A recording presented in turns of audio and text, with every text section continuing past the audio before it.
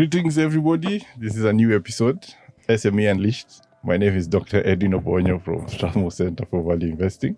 And this is Raymond Mutura from the Centre for Research and Organizations Work and Family.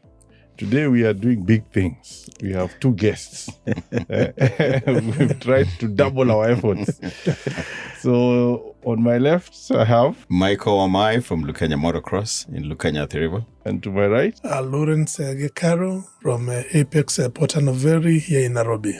That's fantastic. I guess we'll start with the two gentlemen just sharing their stories, what inspired them to start the business that they started, when they started, so that our listeners can have something to grab onto. Very good. Probably I could go first. Thank you very much for this opportunity to share our story. Our business is actually going to be 20 years next year. Wow. We began in 2006, and our business, we're in the recreational and hospitality space. You can call it a hotel, and we're known for outdoor sports, motorsports, and we specialize in offering quad bikes for leisure. You take a quad bike and you go on a game drive up on the hill, Lukenya Hill, and that began just more like a dream, was a childhood dream I had many years ago, where the Carnival restaurant sits today. Would go there and just hang on the fence and watch kids riding motorcycles, which we could not afford at the time. So many years later, an idea came to my mind that actually I can offer that opportunity to people who cannot afford it. So I began to collect motorcycles and riding gear, safety gear, and began to offer it to my friends. Just 1 minute. So go on. It was a dream. Yes. Yes. So it grew from a hobby into a business. And today it's a 30-room, fully fledged urban hotel that offers different facilities, accommodation, conferencing, team building, and of course you enjoy your traditional motorbike ride, or more specifically the quad bike rides. Yeah. So you do self rides, you go up on the hill, we do bush breakfast, you ride yourself up onto the hill, then we set out a hotel set up out in the bush, enjoy your breakfast or your lunch, and then you ride down back to the hotel. It's just an experiential. Interesting. It's an experience. And we have to be clear when you say quad bikes. For some of us, I don't know what quad bikes are. Now, quad bikes are literally just a four-wheeled motorcycle. Okay. Which you self-ride, and you don't need any experience. But you need a helmet. No, we have all the safety gear for you, okay. and a very rigorous safety protocol to make sure it's extremely safe for everyone. Wow. Yes. So how did it jump from the motorbike you saw to a quad? We actually began with to a hotel. Yes. Interesting. It just began. We first began actually with the two-wheelers. Then we realized from a safety point of view that the two-wheelers were not as safe as the four-wheelers. So we discontinued the two-wheelers and went into the four-wheelers. Yes, our roads. And then over time, of course, your guests want to come and have a meal. They want to have a drink when they come and have their fun. So we just grew organically, and today it's a hotel. So the motorbikes are what began. I mean, the bikes. Yes. Then suddenly, let's introduce drinks. Yes. Interesting. Because your guests are actually requiring some of these additional services over time. Wow. Very interesting. I guess we should also have quad bikes on our roads. Isn't it? Wana Lawrence, your story? Yeah, thank you very much. I think we run communications and public relations, a consulting firm called Apex Porter Novelli. We are part of a global firm. We are brand partner of a global firm called Porter Novelli, headquartered in the US with offices in more than 60 countries. And we are a professional services firm. And the clients come to us because, they wanted to sell their products. They wanted to sell their service. They wanted to promote a cause, or they wanted to sell an idea. So we apply communications as an applied social science and help our clients create. We partner with our clients to create insightful, communication that helps them deliver on their, business and organizational objectives.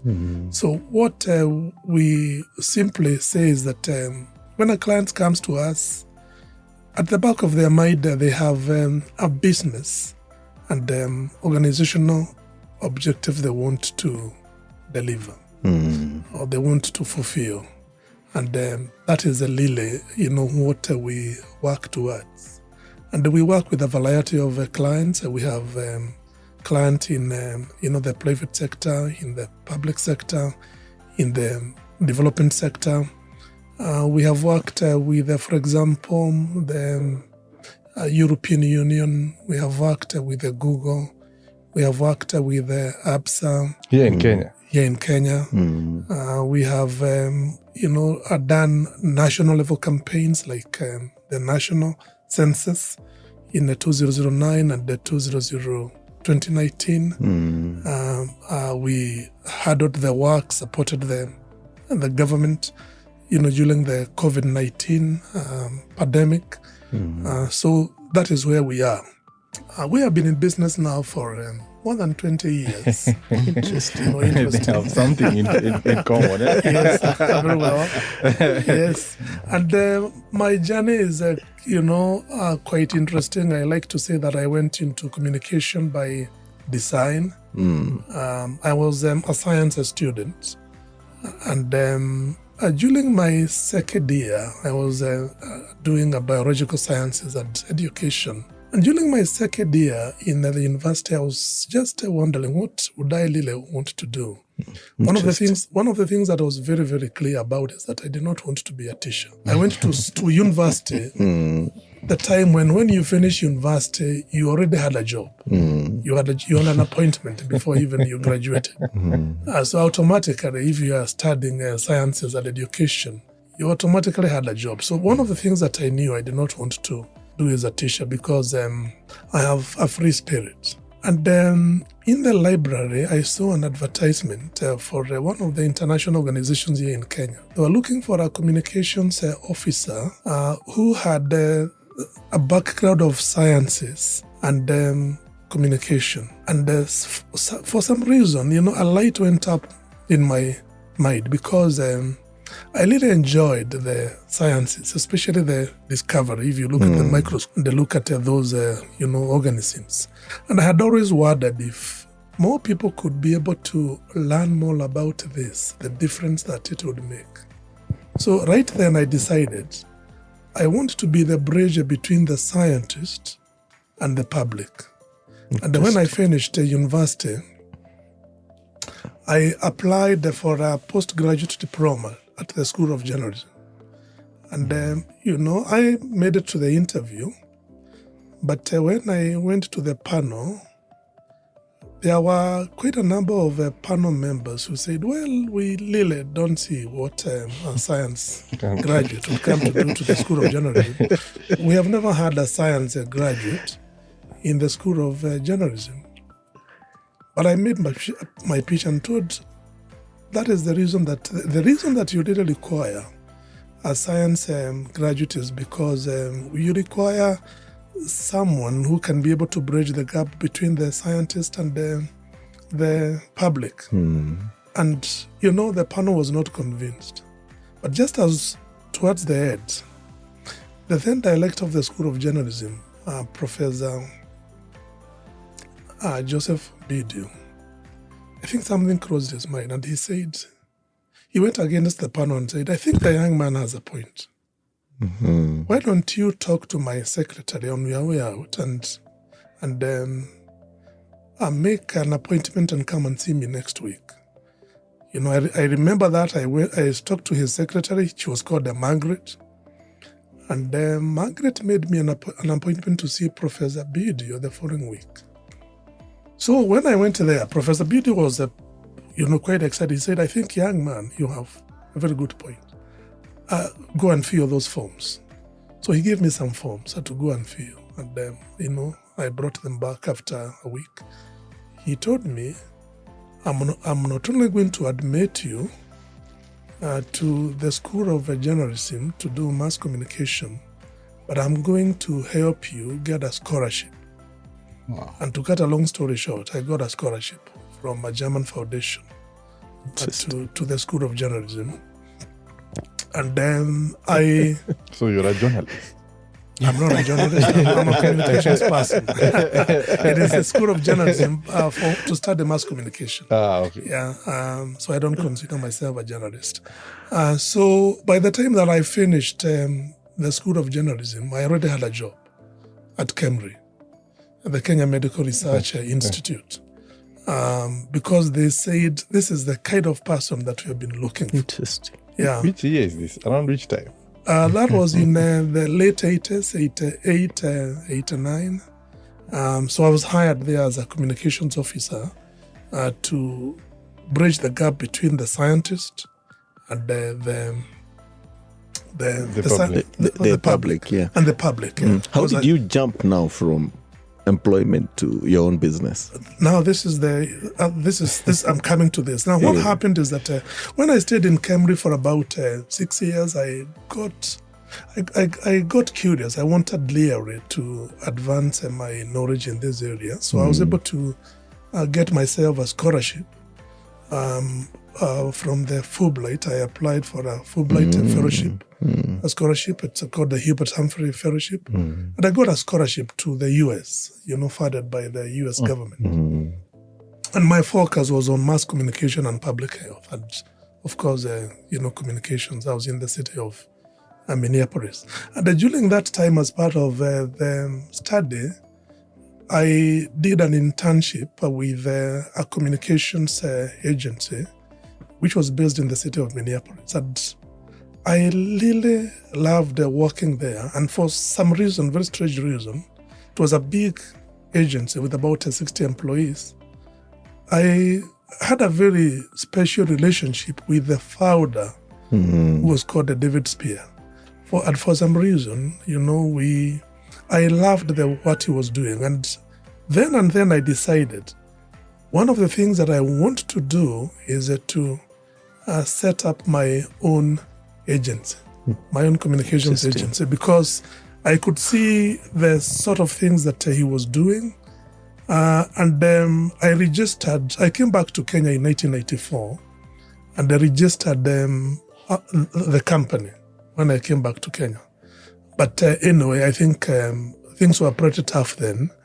I got a job because I had a young family, and I got a job with one of the international organizations, the Commonwealth Regional Health Secretariat, to work in Arusha. And I was in Arusha and with other international organizations that I worked with, like the Johns Hopkins University Center for Communications Program until at around 2001. But I still had the dream of starting my agency. So I remember I had a job with the Johns Hopkins University Center for Communications Programs as the technical advisor for this region. And in 2001, I told them I really don't want to continue. They had a project that was going on, and we negotiated with them. I work 60% of the time, and the 40% of the time is my own time. And that is when I now set up the base for the company. And I started working full-time in the company in May 2003. And I remember I started working on it in a spare bedroom in our home. And, I just set up a spare bedroom, and I had a client. I had one client from the pharmaceutical industry whom we had interacted with when I was working at KEMRI. So that is how it started. Interesting. Wow. Yeah. That's a very good journey. At least you are saying you did 60-40.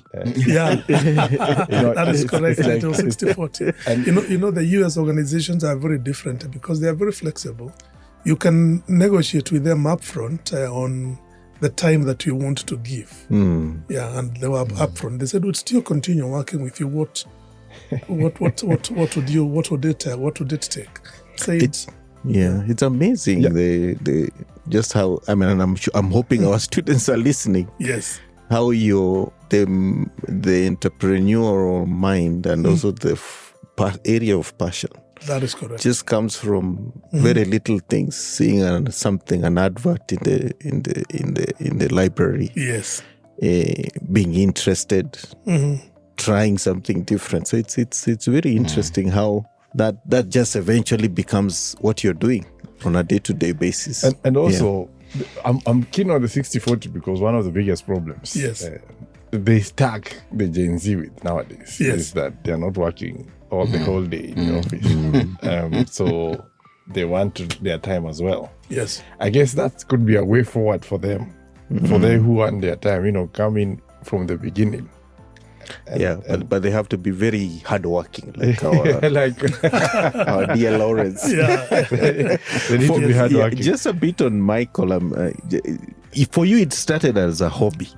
Yes, but I think there's something to be said about passion, and I think that's also passion is an interesting thing. I think that's a word. So entrepreneurship and passion. Let's hear. We probably could begin with passion first. Yeah. Because over the lifespan of a business, there will be very many ups and downs. The thing that will carry you through is not money. It's passion. It will be the passion. And the passion that's burning in your belly is what will make you grow, is what will send you looking for capital, is what will give you good ideas, probably some sleepless nights as you think of what next to do. So I think I would like to advise young people, if there's an area you feel you loved, something you love doing, consider the many opportunities that may lie right there, even away from the traditional careers of medicine, law, and what have you, teaching. Because you could have just a passion in hairdressing or in hair. And there are very many opportunities right there which you could grab and just develop over time. So how does the passion, because it has to go with some form of resilience. Yes. For it to eventually become this, I'm starting with one bike, then I have noticed this. How does it go with resilience and therefore with, I imagine, entrepreneurship? You see, in our case, for example, if I may share my story, as a young man, I was 10 years when I was first exposed to motorbikes. And I came from a background where even if I took that conversation at home, I'd be beaten. Yeah.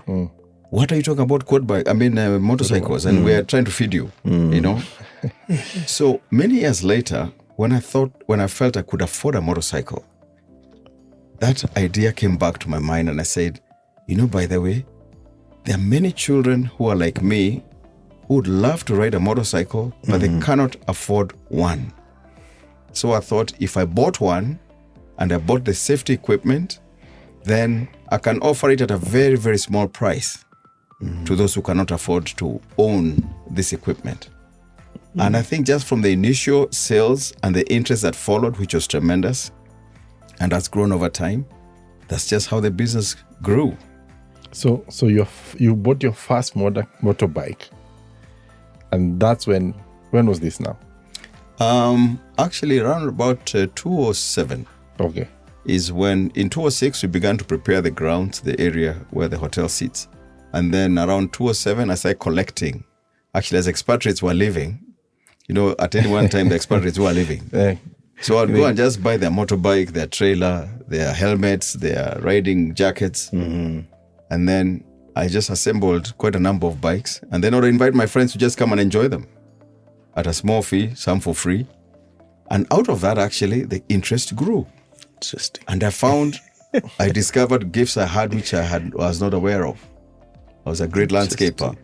And as I launched into this area, I ended up designing and landscaping my hotel myself and building it myself. I never knew I was a builder. Until then. So it kind of just grew. And I've enjoyed the journey since. Yeah. All right. We are taking a short break. This is SME Unleashed. My name is Dr. Edwin Obonyo. And this is Raymond Mutura from CROF. Yeah. That's the abbreviation of my center. Oh, nice. Thank you. Welcome back. This is SME Unleashed. My name is Dr. Edwin Obonyo from Strathmore Centre for Valley University. And this is Raymond Mutura, doctor to be. I've just finished my PhD also. Oh, wow. Congrats. That's very good. The plane is about to fly. So the runway. That's good. So I guess with this session, we're going to just talk about the journey of the business. Since you started, at least both of you said it's been over 20 years now. 20 over a bit over 20 years. And I guess Mr. Wamae. I'm curious how many they employ, because we always say SMEs. Do you think SMEs employ the most in this country? They can tell us that. So Mr. Wamae can start us with first answering how many employees he has, and then take us back, through the journey. Yes, we have of about the business. 35 employees, but of course we didn't begin with 35. They've grown over time. And I think for me, what I've enjoyed about the journey is just seeing myself grow and also seeing my employees grow. There's a sense in which the kind of services we offer are not highly specialized or skilled services. So we're able to absorb a lot of just local community members who are kind, who are passionate, and who are keen to learn. Probably that's the biggest ingredient you want or you're looking for, a good attitude.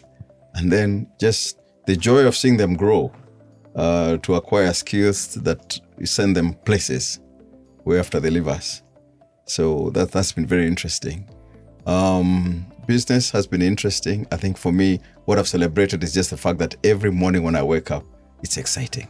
Interesting. I can't wait for daybreak because I know I want to achieve this, I want to achieve the other. And just getting to see ideas form from just an idea to a business concept to something that generates growth and revenue for the company. That's been awesome. Absolutely awesome. Okay. So how was the first 10 years? So 06 to 2016. Interesting because I think the first 10 years we were trying to find ourselves. We began in a very rugged area. I think our nearest neighbor was about 1 kilometer away. And how come that area? You found that area? By the way, I was invited there by a friend of mine,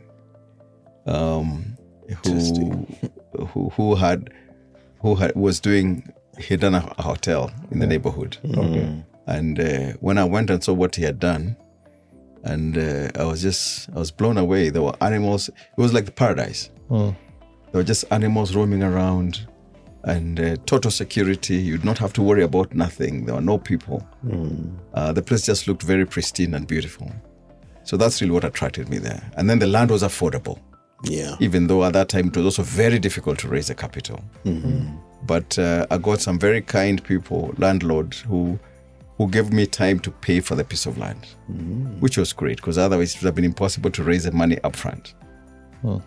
So it was interesting those years just struggling through some very, very basic things. I mean, I'll tell you, for example, we'd buy water from 20 kilometers away.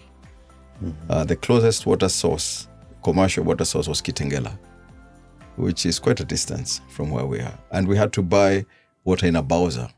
There was a time I never could imagine water from a tap. I never could imagine we'd ever have a flushing toilet. But over time, we were able to overcome those challenges. And again, the question of passion I addressed earlier, because we first told ourselves we need to find a way to harvest rainwater to survive, because it's a very dry and arid place. So we sank some shallow water ponds. So whenever, in the rare occasions when it rained, we'd collect some water to take you for a month and a half. It would dry up. And then over time, of course, we were able to raise some capital, sink a borehole. And that's kept us going. Today, we run a very, very lush and very green environment. Actually, it's a forest today. Yeah, it's a forest. Initially, we only had one single tree standing. Today, we have a forest. So just delighting in the work of your hands and the passion that's in your heart of what you're able to transform through passion. Interesting. Yeah. But how was the journey would you see the business? Was it looking like it is a livelihood? Initially, it was not a livelihood. By the way, those early years, I had taken up a job. I was working in health development. And I would put my spare time into the piece of land at the time and into the bikes that we had bought. So it was like a weekend hobby. Yeah. And every time I was either on leave or over the weekend is when I would really, public holidays, that's when I would really exert myself to the place. But in 2009, the organization I worked for ran into some financial difficulties. So when the opportunity to leave came, I asked myself, if I've been successful at my career, why can't I launch on my own? And I think that's really what gave me the courage. And I must say, within the first couple of years, I was extremely happy and made that decision. So your background is in health? No, Okay. no. Actually, it's in admin. At the university, I did a Bachelor of Arts degree. And then worked in tourism. I worked in health development. And then eventually now I launched out on my own. And I think a lot of what I see today as my gifts have probably little to do with my initial career years. So I think prepared you. It did prepare me, certainly. Absolutely. Absolutely. It did. And I guess that also comes down to even what our students here in the university are learning is they should not tie their careers to what they've learned. I mean, Your it's good degree. if you can, Absolutely. but it should not be the one Yes. and end all. I've done this finance. I need to be in finance. You can always meander Follow into, your heart. into something else. Yes, Buena Lawrence? Yeah, yes. Yes. So take us back to the business, how it started all the way to the first 10 years. And why OMP somewhere there? Okay, then I think, like I said, we started with us in a spare bedroom in my home, and I was lucky because I had a client who had seen our work when I was still at Cambry. It was a pharmaceutical firm. That time it was called Ron Poleng. Now it is Sanofi. And we were supporting them in their communications, and especially, bridging the gap between the medical issues and the public. So that is the first client that we started with. And we worked with them for more than So 10 when you say years. we, you had other people, or it was just you? What the business actually, the business we started with my wife. My wife was my partner. My wife used to work for the Weekly Review as a writer. And when we left for Arusha, remember I said that we left for Arusha. One of the things that we agreed is that if I'm taking the job in Arusha, we are all going to Arusha as a family. Okay. So we left with her to Arusha because we're just starting our family. So we started in that spare bedroom at home. And then after maybe about a year or two, gained confidence and went to an office here in Hurlingham. And we rented out an office in Hurlingham. And, from there, we were able to grow our, client base. Initially, our clients were in the health and, medical area, because that is an area that I was already very, confident about. But over time, we were able to grow them. I would say, gradually we were able to grow them, and they expanded our client base to include organizations that were in the other areas. I think the other area that we moved into is the water sector, because deep down I always had that, if you like, Philosophy. commitment that communications should really serve the public good, and I still believe that it should come to the service of serving the public good. So we picked areas where that public and good needed to be served through communication, and we expanded into the water sector. And actually, we were the first. Rather, we helped the government. We supported the government during the very early phase of the water sector reforms. We actually did the first communication strategy funded by the World Bank to support the water sector reforms. And we did some work, some excellent work that was recognized globally to help Nairobi Water Company transition from the then City Council to a fully commercial company by increasing confidence among the consumers. And we did a campaign which, if you Google, you may find it called, Bill Bila Bila, a bill without problems. Bila bila. Yeah, that increased the number of people who felt confident to pay their bill by 98%, and increased the revenues of the country of the company by 54% within 6 months of the campaign. And we won a global award from the International Public Relations Association for that. So they're called the Golden Award Awards. So I think what I would like to say is that when I also started, one of the commitments that I had was that we will handle communications here to the best standards in the world, because I'd been exposed to those standards. So I had two key, if you like, objectives: to deliver work that competes with the best in the world. So that I had that commitment, and then also to use the best practice when it came to communications, because then communications, public relations was sometimes seen as something nice to have, but not important. Absolutely Not strategic. Absolutely not a strategic. And strategic means that it is tied to a vision. That's really what we say. So I set out to do that, and within a period of 10 years, we had done work and entered, if you like, those awards, the highest global award that you can think of in the area of communication, that we had won them. We won them. We won the we won the International Public Relations Award. We won the GRAD Award from the United Nations in New York for the work that we did for the census.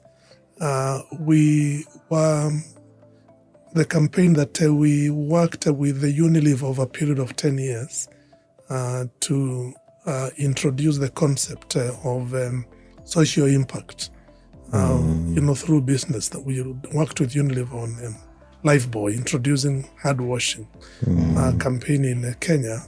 I was voted one of the best 10 campaigns of the 2020 decade globally, and what are called the SABRE Awards. If you Google the SABRE Awards, you'll find that.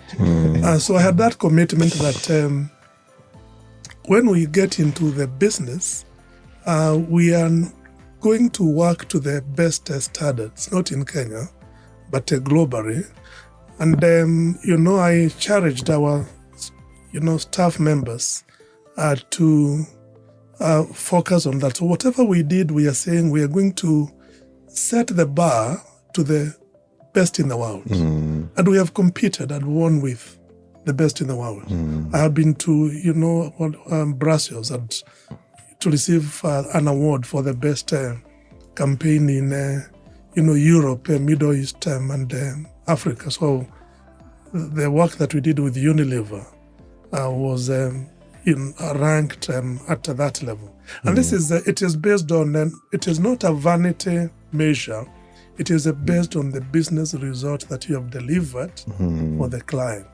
I'm very curious because at some point, as you said, initially communication was not looked at strategically. Absolutely. And then secondly, this is, I think it has grown now, and I know we now have in a university a bachelor's of communication, and we're beginning to grow professionals in that area. But how did you get people who are able to align with this mindset? How did you motivate and cultivate this spirit among your staff so that you're always at the best? Yeah, and also, just to add to that, if it's not seen as strategic, how do you make them see it strategic?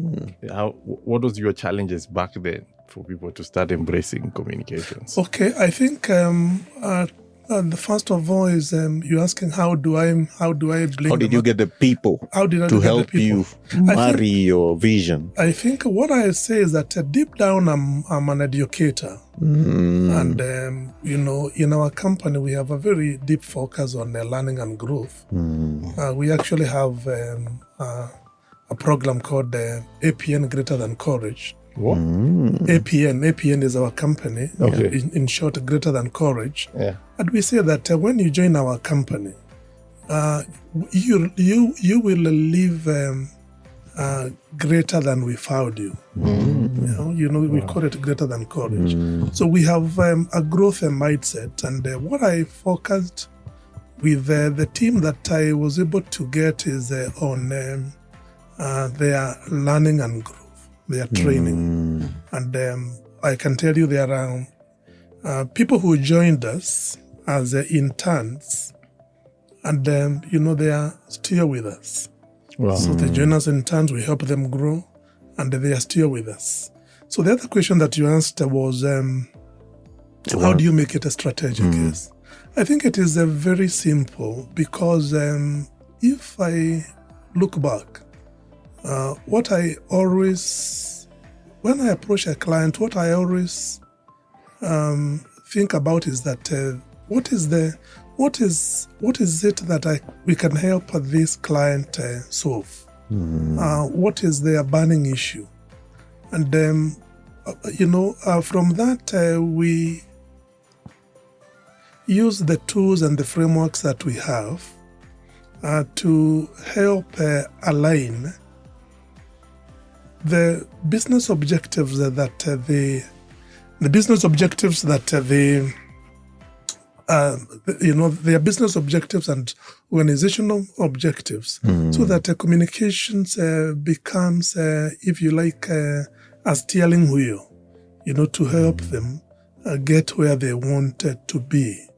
And then the other thing that we do is that we have a very robust reporting framework that ties what we are doing with their business objectives. So when we are reporting to you, we show if it is, for example, a bank that we are working with, we tie the work that we are doing with them, lead generations that are being generated. If I go back to Unilever, when we launched the new Lifebuoy soap here, within their social impact philosophy, one of the things that we're able to demonstrate is that as a result of that, their volumes, grew by X percent. Their market share increased by this percentage. Because the point is that if you're in this business, you have to really have what you can call, you deliver communications wearing a business hat. A business mindset. You must always have a business mindset for you to remain in business. Otherwise, it becomes very, very challenging, because organizations are unlikely to spend money on you over the long term if you cannot be able to demonstrate a value that means something to their business or organizations. Okay. Wow. Yeah, so that is where we are. And currently we have about 30. Interesting. Yeah, We you all have the same number we have of actually employees. 35 employees. Oh, 35, both sides. It's interesting. At least there are One in people here. Motorcross. Yeah, but I'm just curious on your side, because it looks like your focus is a lot on the corporates, and yours is almost like me as an individual. I don't know that you would consider that is your target market. Is it B2C or B2B? Is it a B2C or B2B, or how is it? We do both. You do both. We have a lot of what we call just walk-in clients, individuals who walk in for an experience. People who are having an event, a birthday, a 50th anniversary, something. Then we also have the corporates who want to come and do conferencing. So our goal is really to make sure we provide the ambience and the environment that helps them meet the objectives when they come to meet. But is one dominant than the other? What I mean is one more bringing more money than like? I think there would be like 50-50. The corporates and the individuals kind of tie. Okay. Yeah. Yeah, interesting. But we have a bit of both. So I'm sure conferencing is very interesting in your place because it's not the usual nyama choma only. You can actually ponyoka with a quad bike. And nowadays, there's even a name. It's called, is it MICE? Mice. It's MICE industry. And there's a whole convention here at KICC. Yes. I don't know what it was this year or last year. And it's all about MICE. Absolutely. For those who don't know what MICE is, Wamae, you can help us. I think it's a whole space of conferencing, events, incentives. It's all about for corporates, because every employer wants to make sure their staff are motivated, they're able to focus and be a lot more productive, team building, just making sure that each of your staff understands their place in the big wheel that turns the organization around and forward. So I think that's our space, and we have really enjoyed just seeing how we can plug in to help corporates just achieve their dreams and their goals. Very nice. Okay. We'll take another short break. This is SME Unleashed. My name is Dr. Edwin Obonyo. And this is Raymond Mutura, and our guests, Mike Wamae. Lawrence Gikaru. Okay.